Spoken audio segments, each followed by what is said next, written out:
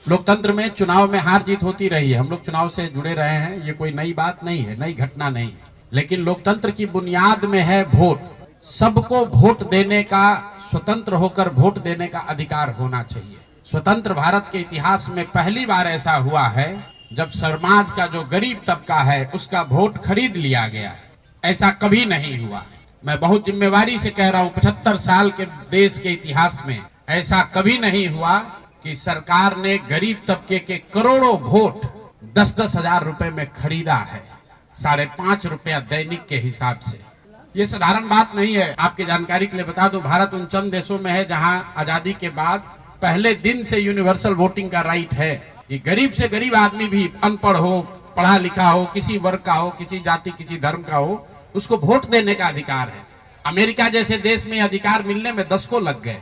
इस देश में यह अधिकार रहा है और बाबा साहब ने कहा कि मैं लोगों को हथियार नहीं, उनको वोट का अधिकार दे रहा हूं और वो वोट के अधिकार से ही पूरी व्यवस्था बनती चलती है। आप जो कैबिनेट का डिसीजन है उसको पढ़िए, उसमें लिखा गया है कि जो लोग भी इनकम टैक्स नहीं देते हैं और जो सरकारी नौकरी नहीं करते हैं, वो सारे परिवार के लोग, उनको 2-2 लाख रुपया दिया जाएगा रोजगार करने के लिए। और फिर अगले 1 महीने तक सरकारी व्यवस्था लगाकर महिलाओं को 10-10 हजार रुपए देकर उनका वोट खरीदा जाता है।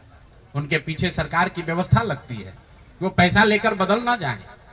उनको जीविका के समूहों से जोड़ा गया, उनको जीविका की दीदियों को उनके पीछे लगाया गया कि भाई तुम जाकर इसी पर वोट करना। ये हुआ है तब आपको ये प्रचंड बहुमत दिख रहा है।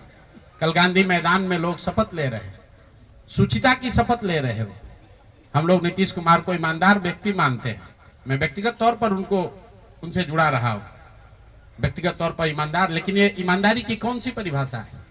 सिर्फ कॉन्ट्रैक्टर से और ट्रांसफर पोस्टिंग में पैसा लेना ही बेईमानी नहीं है। संविधान में जो बात लिखी गई है उसकी अवहेलना भी बेईमानी है। और ये सिर्फ बिहार का मसला नहीं है, पूरे देश के लोगों को ये बताना चाहता हूं, ये बिहार के चुनाव के परिणाम, आप इसको गंभीरता से लीजिए। ये जनसुराज का मामला नहीं है। अगर ये चीज अलाउ कर दी जाए तो देश से लोकतंत्र खत्म हो जाएगा। कोई भी दल जो सत्ता में है वो कभी चुनाव ही नहीं हारेगा। किसी भी सरकार के लिए 15, 20, 30 हजार करोड़ रुपया कहीं से कर्ज लेकर भी बांटने में कोई दिक्कत नहीं, कोई कर सकता है।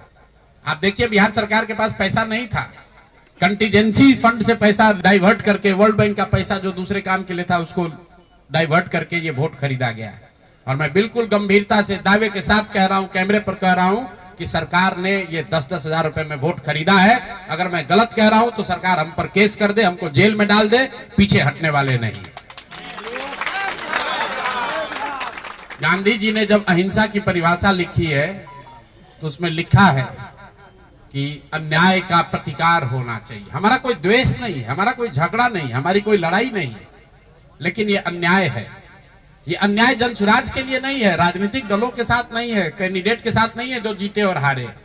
ये अन्याय उन गरीब लोगों के साथ है जिनको आपने 10 हजार रुपए का लालच देकर उनका वोट खरीद लिया, उनके बच्चों के पढ़ाई का हक छीन लिया, उनके बच्चों के रोजगार के सपने को छीन लिया। ये अन्याय है और उस अन्याय के सामने हम लोग झुकने वाले नहीं है, जनसुराज झुकने वाला नहीं है। इसीलिए एक दिन का आकर यहाँ मौन उपवास किया है ताकि उसी धरती से, उसी गांधी की सोच से प्रेरणा ले सके और पूरी ताकत से, ईमानदारी और शुद्धता से इस लड़ाई को लड़ सके।